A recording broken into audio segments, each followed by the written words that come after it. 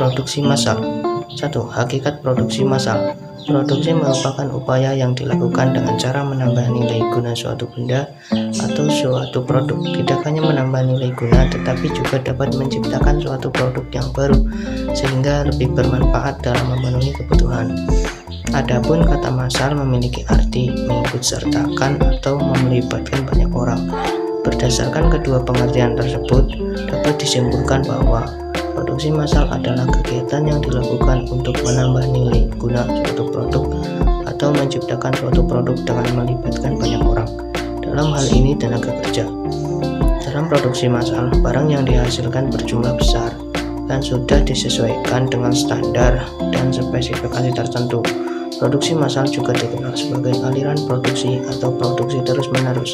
Dalam hal ini, sistem produksi tersebut dilakukan dalam jumlah besar dari produk yang standar, terutama pada lini perakitan. 2. Ciri-ciri produksi massal. Ciri-ciri produksi massal meliputi: A. Produk yang dihasilkan dalam jumlah besar, B. Biaya per unit rendah, C. Bertujuan menguasai pasar, D. Dijual di pasar bebas, E. Hampir tidak ada variasi produk, dan F. Harus ada stok untuk memenuhi kebutuhan saat masa tunggu.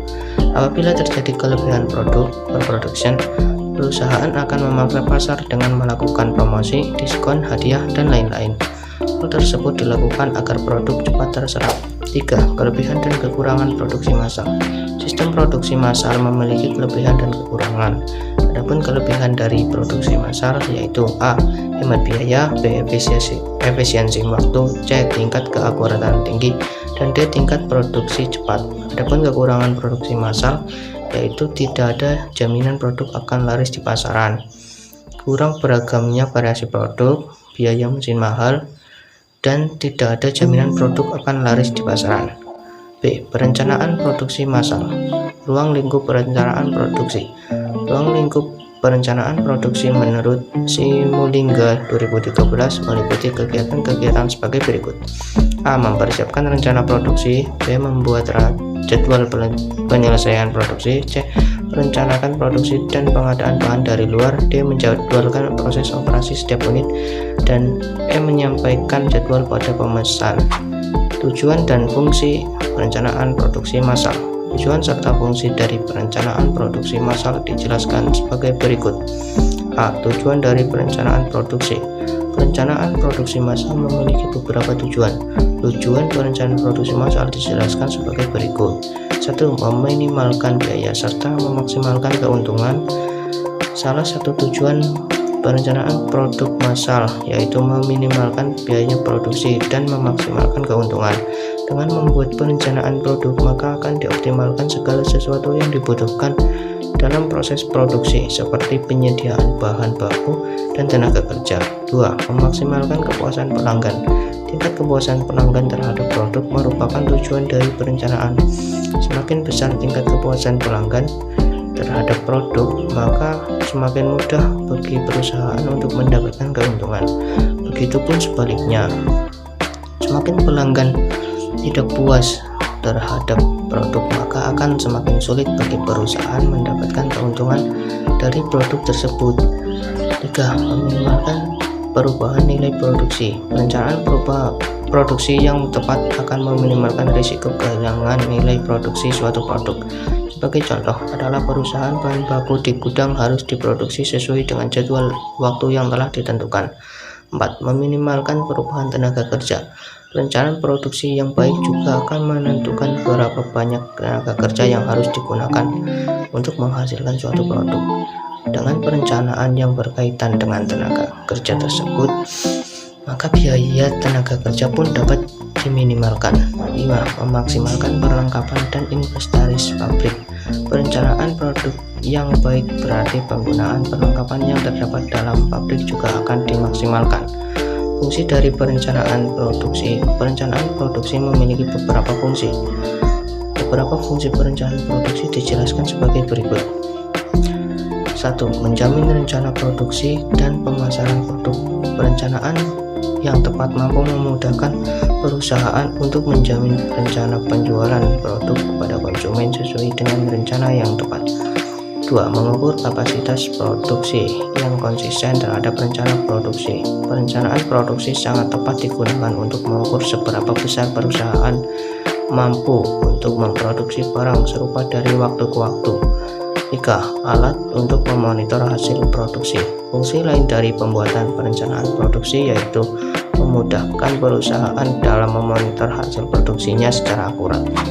3. Unsur perencanaan produksi. Perencanaan produksi memiliki unsur-unsur yang dijelaskan sebagai berikut.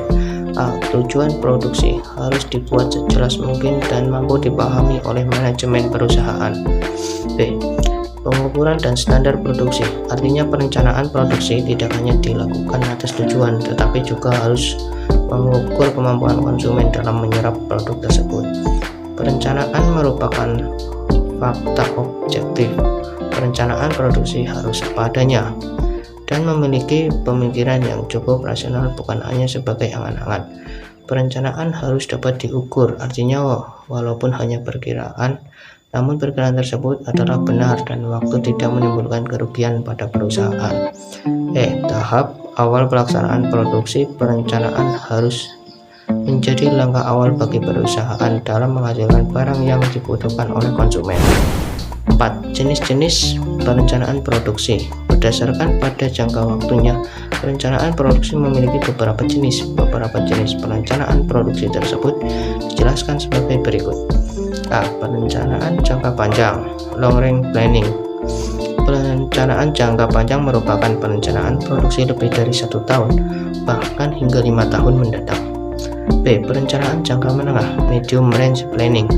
Perencanaan jangka menengah merupakan perencanaan yang dibuat untuk kegiatan produksi selama 2-3 tahun mendatang. C. Perencanaan jangka pendek, short range planning. Perencanaan jangka pendek merupakan penentuan kegiatan produksi yang akan dilakukan dalam jangka waktu 1 tahun mendatang atau bahkan kurang dari 1 tahun. Faktor-faktor yang berpengaruh terhadap perencanaan produksi. A. Faktor internal meliputi kapasitas mesin, produktivitas tenaga kerja, dan kemampuan pengadaan. B.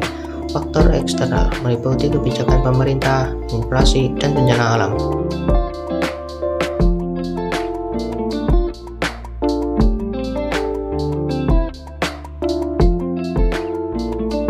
Mencari gagasan dan seleksi produk. 1. Mencari gagasan, yaitu tahap dalam mencari gagasan-gagasan dalam rangka pengembangan produk.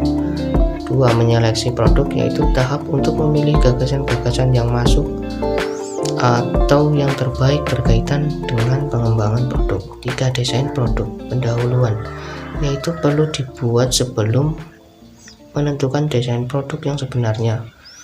4. Pengujian merupakan kegiatan untuk menguji apakah produk layak dikembangkan atau tidak, baik dilihat dari potensi pasar atau konsumen. 5. Desain akhir dibuat apabila hasil pengujian produk layak dikembangkan.